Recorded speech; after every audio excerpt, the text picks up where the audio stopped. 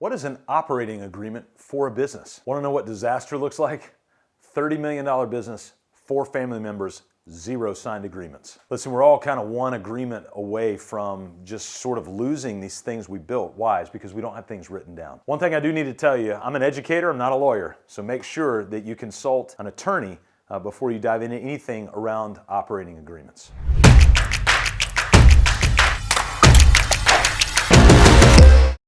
We have the opportunity to intermingle and talk with a lot of different business owners in a lot of different industries. And many of those business owners happen to be in family units. So it'll be a mom that started a business and they want to be able to, she wants to pass it to her son, or a dad that started a business, or granddad that has a business and wants to pass it to the next generation as they walk through. And I'll never forget, I think it was Dave Ramsey, one time he said, the only ship that doesn't sail is a partnership. And add that ad infinitum if you add family members to the mix. And so this idea of really beginning to talk things out up front are super, super important. And so when we talk about an operating agreement, one of the first things I want you to realize about it is it's really just an upfront conversation. That's ultimately what it is. Now, there's documents involved, there's lawyers involved, etc. But when you think about an operating agreement, think more about it from a, we need to have a conversation, we need to do it now, and there needs to be an ongoingness to this conversation as well. But as I've been mingling with different people, I've seen a story that seems all too common with who we're talking about.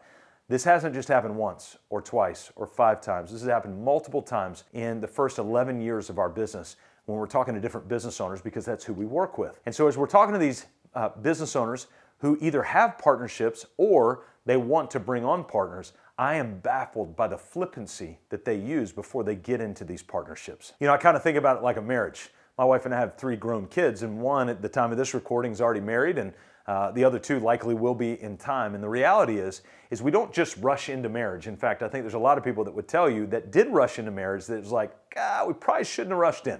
It's probably something we should have taken our time on. And so we want to do foundational layers. I remember telling my son-in-law when he asked my permission to marry my daughter. It was about midnight. It's not great timing, but midnight at a summer camp. It would happen to be a father-son weekend at this one summer camp. And so we were all up there at the camp, and about midnight he pulls me aside and he goes, "Hey, can I talk to you?" I'm like, "What do you want to talk to me about?" Like, I didn't know. And so we sat down on this little rock wall right next to this pond, and he asked if he could marry my daughter. And so we had this long conversation. And through the course of the conversation, I said, "Hey, one thing I want you to be aware of, and I want you to know from me," I said, "nobody else may tell you this, but I'm going to tell you this. I am far less concerned about the wedding than I am about the marriage, because the marriage lasts infinitely longer than the wedding." And we tend to see that in businesses as well. A lot of times partners will get together and they'll go, "Hey, we ought to partner on this thing and do this thing together." Well, there's a couple questions we need to ask about that before we go in. And number one, we need to set the foundations of this agreement that goes in. Now, operating agreements don't just happen around partnerships, but they're the most common. Operating agreements can happen around any sort of relationship. It is the agreement of our operation that we want to put in there. So in its very basic form, that's what we're looking around this idea of an operating agreement. I was talking with a dad one day, and he started a masonry company years ago. And so he run this masonry company, and his dream was to have his son run the company. And so it was actually one of his sons. And so his son was with him in this masonry company. It was in the southeast part of the United States. And so they were running this thing. We kept asking Dad, "Hey, we need to work through an operating agreement. We need some of these details buttoned up and wrapped up." Yeah, we're good. Like, my son and I, he trusts me, he does all this kind of stuff. And so as time went on, and this was a sweet man and a sweet son, and as time went on, the business started to bleed more and more and more cash until the point that they finally had to shut the business down just a couple of years ago. Why? A, they didn't have their processes buttoned up, but B, there was no operating agreement for who was in charge.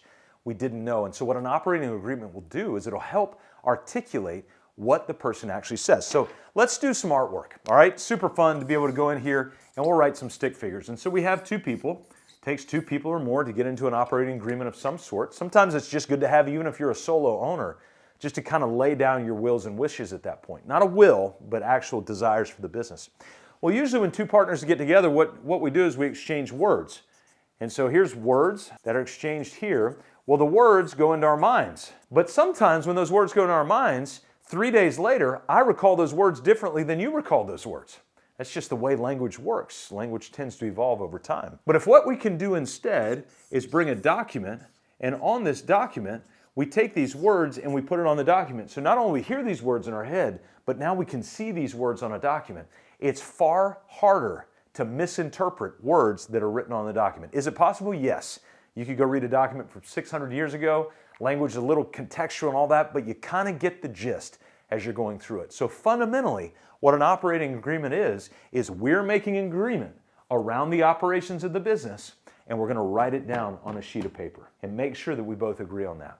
And the more detailed, usually the better. Not always, but usually the better, to help us understand the nuances, the bits that we want to do to make sure that there's agreement between both parties. Why?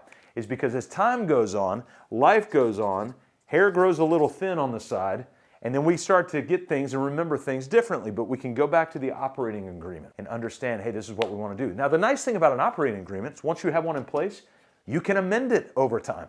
So if you decide you want to do something completely different down the road and both parties are in agreement with that, then we come back to the table and we start to rewrite that operating agreement, what it looks like, so that we have good understanding between the two parties. Operating agreements, ultimately, what they offer us is clarity. That's what we're going for. And it's interesting, we do a lot of work with business owners who have multi-generational talent or people in their business. And so we'll get asked questions all the time, hey, what do Gen Zs want? What do millennials want? What do Gen Xers want? What do they want more than anything else? And here's what we found. You want the silver bullet for what a Gen Z wants, what a Gen Y wants, what's a Generation Alpha, what they're going to want? What they want more than anything else is clarity. Not necessarily more money, remote flexibility, whatever. They want clarity. And they want to find meaning and purpose in their work. And we can do that when we offer clarity through the idea of an operating agreement. I also recommend, once you have an operating agreement in place, set a calendar and about once or twice a year, put that thing back on the table and let's go back and look at it. Together as partners, proactively. Go ahead and set the meeting on your calendar proactively so you can start to look at that operating agreement. So it proactively brings that up and you can have that discussion. Now, I'm going to get into a little psychology, but I also want to give you a caveat. I'm not a psychologist either.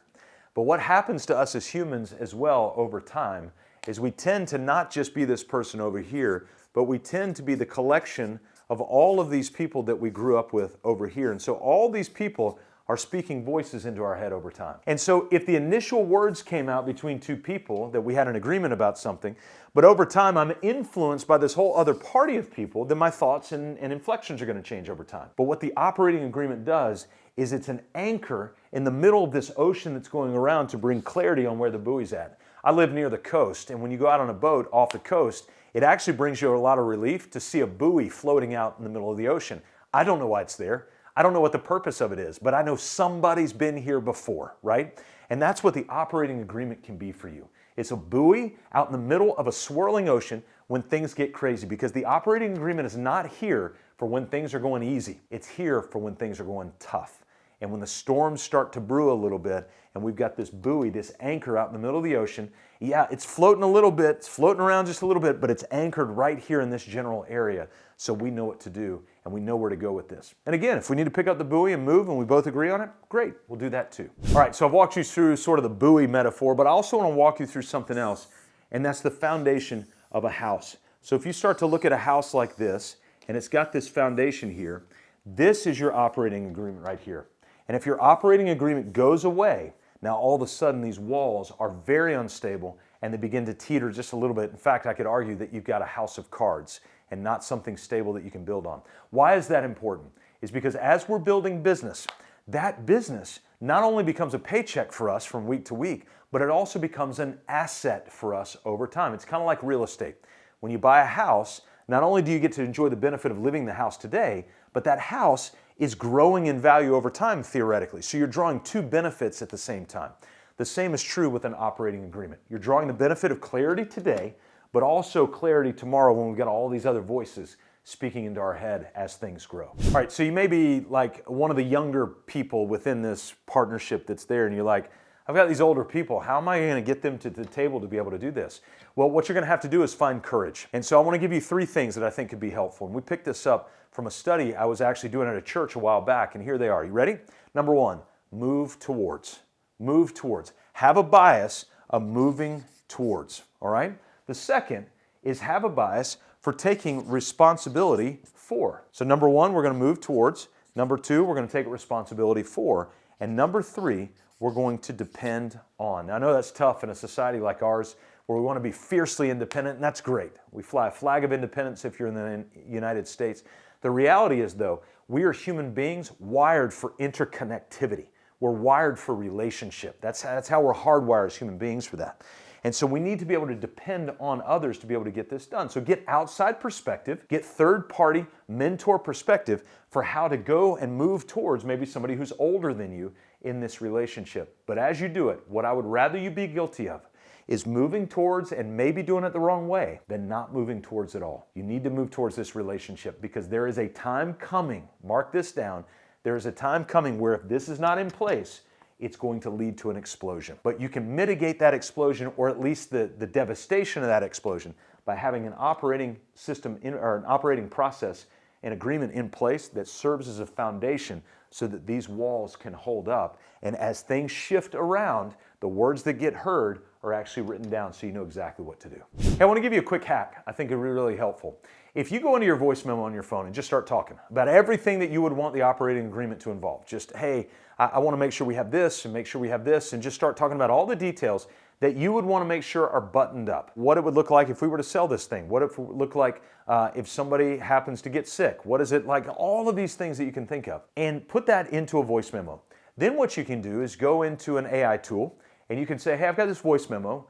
I want to write an operating agreement for this type of business with these different people involved, right? Give it the number of people and maybe the role of those people. And then say, AI, can you interview me with up to 20 or 30 questions about how I can refine this operating agreement? Once you have that data laid out, you can then take that data to an attorney and they can formalize that into an operating agreement. So you're not just showing up to the attorney sight unseen with blank canvas and going, hey, I need an operating agreement, and you get a boilerplate.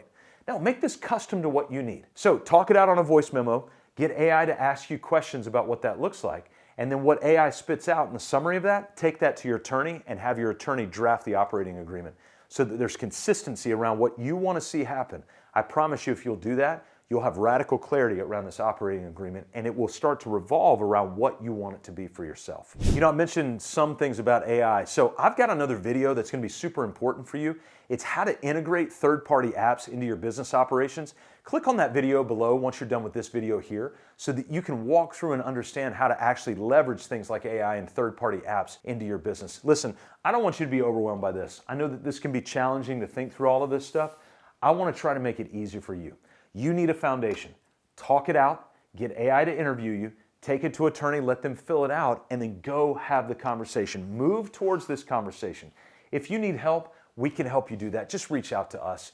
We've got templates for these sorts of things. We've helped so many different people not only set things up for good operating agreements. Again, we're not attorneys. You'll go out to an attorney to do that. But get you the clarity that you need around this, and not only that, but to build that operating system so that you have clarity. My name is Scott Beebe. We work with business owners, 3 to 100 employees, to build purpose, people, process, and profit so that you can be liberated from chaos and make time for what matters most.